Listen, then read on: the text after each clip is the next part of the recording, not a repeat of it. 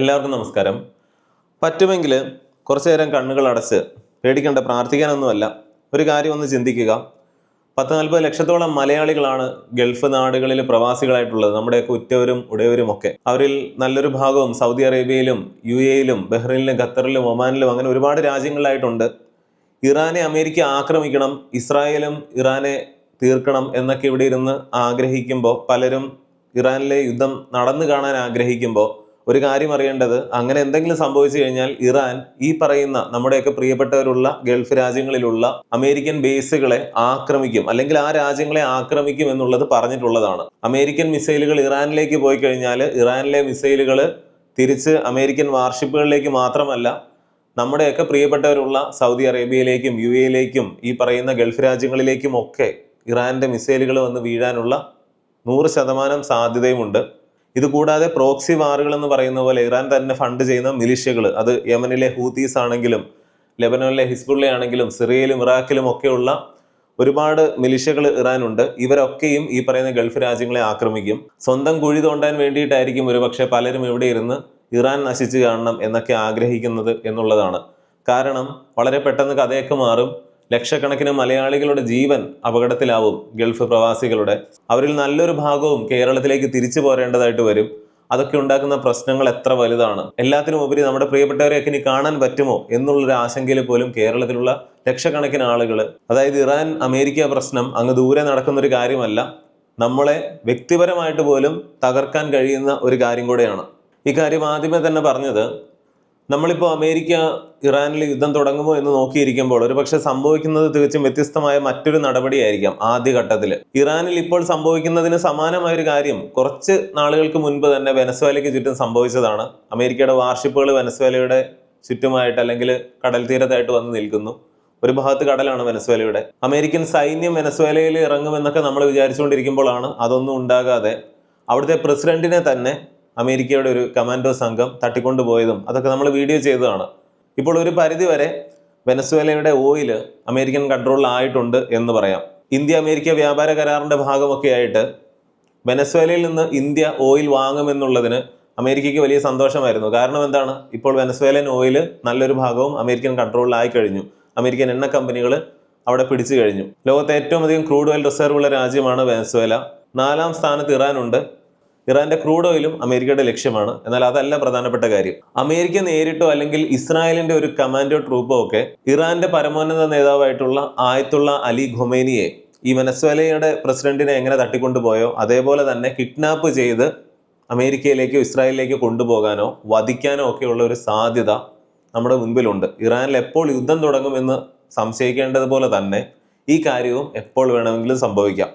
കാരണം ആയത്തുള്ള അലി ഖൊമേനിയെ, സുപ്രീം ലീഡറിനെ പിടിച്ചു കഴിഞ്ഞാൽ പിന്നീട് ഇറാൻ ഇവരുടെ കൺട്രോളിലായി എന്നുള്ളതാണ് അവരുടെ ധാരണയെങ്കിൽ അത് തെറ്റാണ്. വെനസ്വേലയിൽ നടന്നതുപോലെ ഇറാനിൽ കാര്യങ്ങൾ നടക്കില്ല. പക്ഷേ ഈ ഒരു കാര്യം വെറുതെ സാധ്യതയായിട്ട് പറയുന്നതല്ല. അമേരിക്കയുടെ സൈനിക ഉദ്യോഗസ്ഥരാണ് ഒരു മിലിറ്ററി ഓപ്ഷൻ പോലെ ഇത് പ്രസിഡന്റിനോട് നിർദ്ദേശിച്ചിട്ടുള്ളത്. അതായത് ഈ സുപ്രീം ലീഡറിനെ വധിക്കുക അല്ലെങ്കിൽ പിടിക്കുക എന്നുള്ളത്. അതുപോലെ തന്നെ ബെഞ്ചമിൻ നെതന്യാഹു, ഇസ്രായേലിന്റെ പ്രധാനമന്ത്രി, ഖമേനിയെ വകവരുത്തിയാൽ ഇറാനിലെ സംഘർഷം അവസാനിക്കുമെന്നുള്ള അഭിപ്രായം പരസ്യമായിട്ട് പറഞ്ഞിട്ടുള്ളതുമാണ്. അതായത് ഇത് കേവലം സാധ്യതയല്ല, ഈ കാര്യങ്ങളൊക്കെ പ്ലാൻ ചെയ്യുന്നുണ്ട്, എപ്പോൾ വേണമെങ്കിലും സംഭവിക്കാം എന്നുള്ളത് മനസ്സിലാക്കണം. പക്ഷെ അവിടെ ഇറാനിലെ സാഹചര്യം എന്താണ്? ആയത്തുള്ള അലി ഖൊമേനി തന്നെ താൻ കൊല്ലപ്പെടുകയാണെങ്കിൽ അല്ലെങ്കിൽ തന്നെ കിഡ്നാപ്പ് ചെയ്തുകൊണ്ട് പോവുകയാണെങ്കിൽ പിന്നീട് എന്താണ് ചെയ്യേണ്ടത് എന്നെല്ലാം ഇറാൻ നേരത്തെ തന്നെ പ്ലാൻ ചെയ്ത് വെച്ചിട്ടുണ്ട്. അതായത് ഇറാന്റെ സുപ്രീം ലീഡറിനെ അങ്ങ് പിടിച്ചു കഴിഞ്ഞാൽ പിന്നീട് ഇറാൻ തങ്ങളുടെ കൺട്രോളിലാകും എന്നുള്ള ഒരു പ്രതീക്ഷയും അമേരിക്കയ്ക്കും ഇസ്രായേലിനും തന്നെയും ഇല്ല. വെനസ്വേലയുടെ സാഹചര്യമല്ല ഇറാനിലുള്ളത്. ലെബനോനിലെ ഹിസ്ബുള്ള ആണെങ്കിലും ഗാസയിലെ ഹമാസ് ആണെങ്കിലും ഒക്കെ ഇവരുടെ എല്ലാം പ്രധാനപ്പെട്ട ലീഡേഴ്സിനെ എല്ലാം 1, 2, 3 എന്ന് പറയുന്നത് പോലെയാണ് ഇസ്രായേൽ എപ്പോഴും വധിച്ചുകൊണ്ടിരിക്കുന്നത്.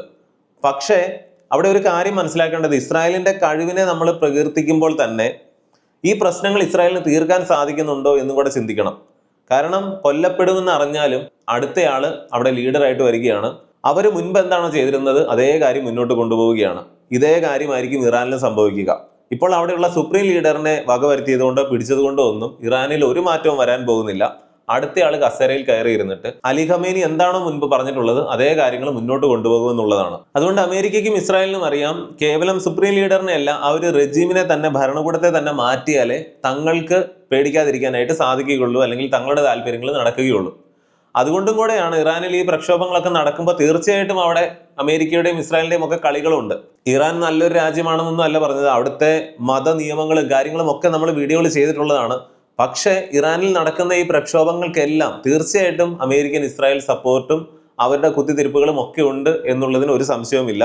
അതുപോലെ അമേരിക്കൻ ഉപരോധങ്ങളും കൃത്രിമമായിട്ട് നടത്തുന്ന പല നടപടികളും ഒക്കെ കൊണ്ടും കൂടെയാണ്, അല്ലെങ്കിൽ കറൻസിക്ക് വിലയില്ലാത്തതുപോലെ ഡോളറിനെതിരെ ഇറാനിയൻ കറൻസി ഇടിയുന്നതും ഒക്കെ അതിന് പുറകിലൊക്കെ അമേരിക്കൻ കളികളുണ്ട്.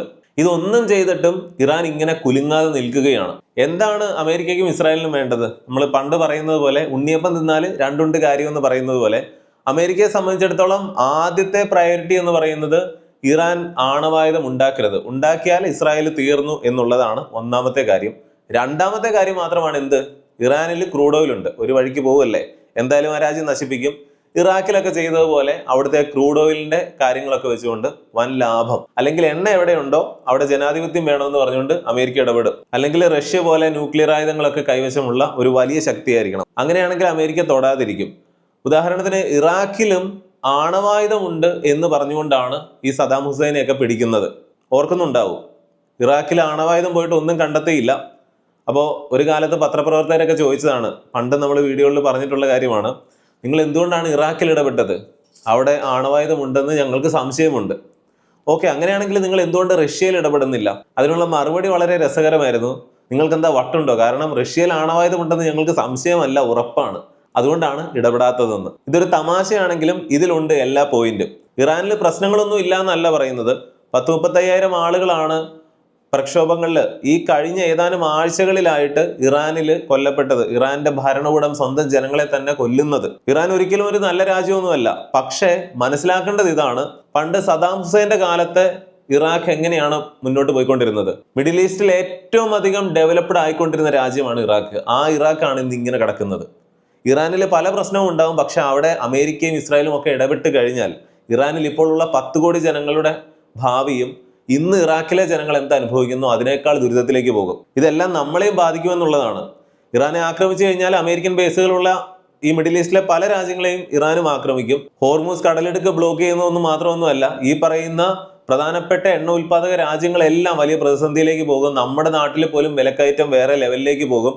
14 ലക്ഷം ഗൾഫ് മലയാളികൾ ഗൾഫ് നാടുകളിൽ ഉള്ളതുകൊണ്ടാണ് കേരളമൊക്കെ ഇങ്ങനെ ഭേദപ്പെട്ട് ഇന്ത്യയിൽ നിൽക്കുന്നത്. ഇതൊക്കെ അവതാളത്തിലാകും. ലോകം മുഴുവൻ വലിയ പ്രശ്നങ്ങളിലേക്ക് പോകും. പക്ഷെ മലയാളികൾക്ക്, കേരളീയർക്ക് പ്രധാനമായിട്ടും ഇറാനിൽ ഒരു പ്രശ്നവും ഉണ്ടാകരുത് എന്ന് പ്രാർത്ഥിക്കേണ്ട അവസ്ഥ തന്നെയാണ്. അത്രയധികം നമ്മുടെ പ്രിയപ്പെട്ട ആളുകളൊക്കെ ഗൾഫ് നാടുകളിലുണ്ട്. UAE അല്ലെങ്കിൽ ദുബായ് സിറ്റിയിൽ തന്നെ എത്ര ലക്ഷം മലയാളികളാണുള്ളത്. സൗദി അറേബ്യ, ഈ പറയുന്ന സൗദി അറേബ്യ ഒരു സുന്നി മുസ്ലിം ഭൂരിപക്ഷ രാജ്യമാണ്. ഇറാൻ ആകട്ടെ ഷിയ മുസ്ലിം ഭൂരിപക്ഷ രാജ്യമാണ്. ഇവർ തമ്മിൽ എങ്ങനെയാണ് എന്ന് നമുക്കറിയാം. ഒരു പ്രശ്നമൊക്കെ ഉണ്ടായാൽ ഇവർ തമ്മിലും വലിയ അടിയായിരിക്കും. ഇതൊക്കെ നമ്മുടെ നെഞ്ചിടിപ്പ് ഇപ്പോഴേ കൂട്ടുന്ന കാര്യങ്ങളാണ്. എന്നിട്ട് ഇതൊന്നും ചിന്തിക്കാതെയാണ് ചിലർ ഇവിടെ കിടന്നുകൊണ്ട് ഇറാനെ അമേരിക്ക പിടിക്കട്ടെ, അടിക്കട്ടെ എന്നൊക്കെ പറഞ്ഞുകൊണ്ടിരിക്കുന്നത്. ഏറ്റവും കൂടുതൽ എണ്ണയുള്ളത് വെനസ്വേല, അത് കഴിഞ്ഞാൽ സൗദി അറേബ്യ, പിന്നെ Canada, Iran, Iraq, Kuwait, UAE അങ്ങനെ പോവുകയാണ്. അതിൽ ഇറാന്റെ എണ്ണ മുഴുവൻ കിട്ടിയ അമേരിക്ക അങ്ങനെ ലാഭം ഉണ്ടാക്കുന്നൊന്നുമല്ല. യഥാർത്ഥത്തിൽ അമേരിക്കയ്ക്ക് യുദ്ധം നഷ്ടമായിരിക്കും. അഫ്ഗാനിസ്ഥാനിൽ വെള്ളം കുടിച്ച് അമേരിക്ക ഈയിടെ പിന്മാറിയതും ഒക്കെ നമ്മൾ വാർത്തകളിലൊക്കെ കണ്ടതാണ്. അമേരിക്കൻ യുദ്ധവിമാനങ്ങളുടെ ടയറുകളിൽ പോലും അള്ളി പിടിച്ചുകൊണ്ട് അഫ്ഗാനിസ്ഥാനിലുള്ളവരൊക്കെ അമേരിക്കയിലേക്ക് പോകാൻ ശ്രമിക്കുന്നതും ഒക്കെ പലരും ഓർക്കുന്നുണ്ടാവും. ഈ അഫ്ഗാനിസ്ഥാനിൽ അമേരിക്ക ഇടപെട്ടപ്പോൾ ആകെ അമേരിക്കയ്ക്ക് ചിലവ് വന്നത്, അല്ലെങ്കിൽ അമേരിക്കയുടെ നഷ്ടം എന്ന് പറയുന്നത് $2.3 ട്രില്യൺ ആണ്.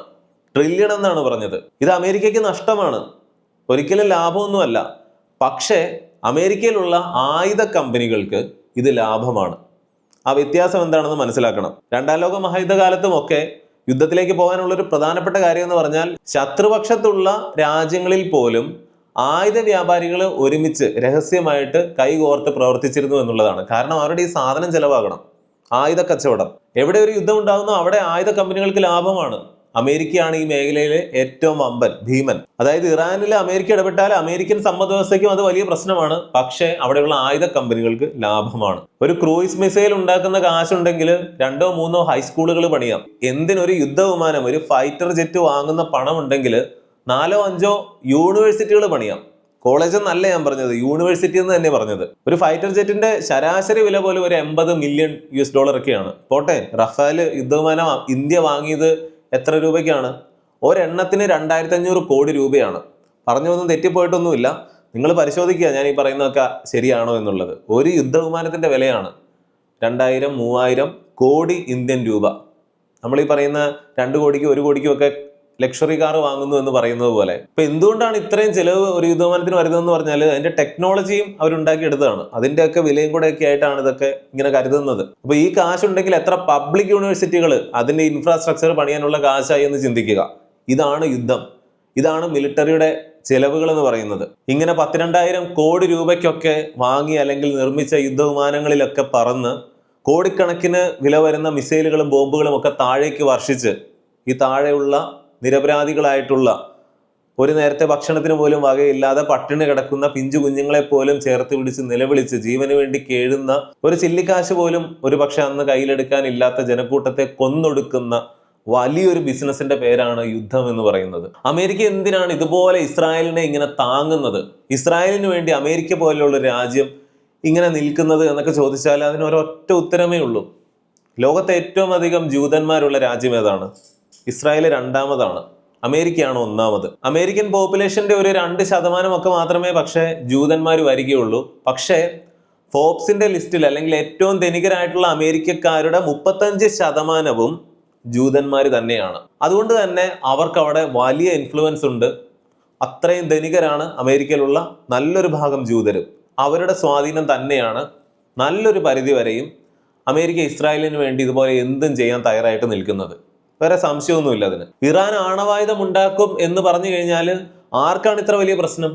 ഇറാന്റെ കയ്യിൽ ആണവായുധം കിട്ടിക്കഴിഞ്ഞാൽ ഇറാൻ അതെടുത്ത് ഇസ്രായേലിലേക്കും മറ്റു രാജ്യങ്ങളിലേക്കും ഒക്കെ അങ്ങ് വിക്ഷേപിക്കുമെന്നാണ് പറയുന്നത്. അങ്ങനെയാണെങ്കിൽ ഈ പറയുന്ന ഇസ്രായേലിന്റെ കയ്യിലുണ്ടല്ലോ ഒരു 90 എണ്ണം. ഇസ്രായേൽ എന്തെല്ലാം പ്രശ്നങ്ങൾ നടക്കുന്നു, ഇസ്രായേൽ അത് ഉപയോഗിക്കുന്നുണ്ടോ? അത് അവരുടെ ഗുണവുമാണ്. പക്ഷേ എന്തുകൊണ്ട് ഉപയോഗിക്കുന്നില്ല? 90 എണ്ണം അവരുടെ കയ്യിലുണ്ട്. അവരൊരു ന്യൂക്ലിയർ ടെസ്റ്റ് പോലും നടത്തിയിട്ടുമില്ല. എന്നിട്ടും അതിനൊന്നും ഒരു പ്രശ്നവുമില്ല. പക്ഷെ ഇറാന്റെ കയ്യിൽ ന്യൂക്ലിയർ ആയുധം വന്നു കഴിഞ്ഞാൽ പ്രശ്നമാണ്. അവരതെടുത്ത് ഉപയോഗിക്കുമെന്നാണ് പറയുന്നത്. എന്താ കാര്യം? ഇസ്രായേൽ ഇപ്പോൾ ഈ പറയുന്ന പല മുസ്ലിം രാജ്യങ്ങളിലും അവർക്ക് തോന്നുന്നത് ചെയ്യുന്നുണ്ട്, അമേരിക്കയും ഒക്കെ ഉൾപ്പെടെ. അതങ്ങ് നിൽക്കും. ഇറാന്റെ കയ്യിൽ ന്യൂക്ലിയർ ആയുധം വന്നു കഴിഞ്ഞാൽ ഇസ്രായേലിനൊന്നും തോന്നുന്നത് പോലെ അല്ലെങ്കിൽ ഇതുപോലെ വെല്ലുവിളിച്ചുകൊണ്ട് ഒന്നും ചെയ്യാൻ സാധിക്കില്ല ഇറാന്റെ കയ്യിൽ ന്യൂക്ലിയർ ആയുധം ഉണ്ടെങ്കിൽ. അതായത് ഇപ്പോൾ ഈ കാണിക്കുന്ന വൃത്തികേടുകളെല്ലാം നിർത്തേണ്ടി വരും. അതുകൊണ്ടാണ് ഇറാന്റെ കയ്യിൽ ആണവായുധം ഉണ്ടാവാനായിട്ട് ഇസ്രായേലോ അമേരിക്കയോ സമ്മതിക്കാത്തത്. ഇറാൻ ആണവായുധം ഉണ്ടാക്കാൻ ശ്രമിക്കുന്നത് എന്തിനാണ്? അതെടുത്ത് ഉപയോഗിക്കാനാണെന്ന് എങ്ങനെ പറയാനായിട്ട് സാധിക്കും? ഇന്ത്യയുടെ കയ്യിലില്ലേ? റഷ്യയുടെ കയ്യിലില്ലേ? അമേരിക്കയുടെ കയ്യിലില്ലേ? എത്രയോ രാജ്യങ്ങളുടെ കൈവശമുണ്ട്. ഇവരാരെങ്കിലും ഉപയോഗിച്ചിട്ടുണ്ടോ? ആകെ ഉപയോഗിച്ചിട്ടുള്ളത് അമേരിക്കയാണ്, ഹിരോഷിമയിലും നാഗസാക്കിയിലും. ന്യൂക്ലിയർ പീസ് എന്ന് പറയുന്ന ഒരു കാര്യത്തിലാണ് ഇന്ന് ലോകം പോകുന്നത്. എല്ലാവരുടെയും കയ്യിൽ ഇതുള്ളത് കൊണ്ട് എല്ലാവരും മര്യാദക്കാരായിട്ട് നിൽക്കുന്നു. ഇതില്ലാത്തതിന്റെ പേരിൽ ഈ പറയുന്ന പല രാജ്യങ്ങളുടെ മേലിലും ഈ ഇസ്രായേലും അമേരിക്കയും ഒക്കെ കുതിര കയറുന്നുമുണ്ട്. അത് നിൽക്കും ഇറാന്റെ കയ്യിൽ ഇത് വന്നു കഴിഞ്ഞാൽ.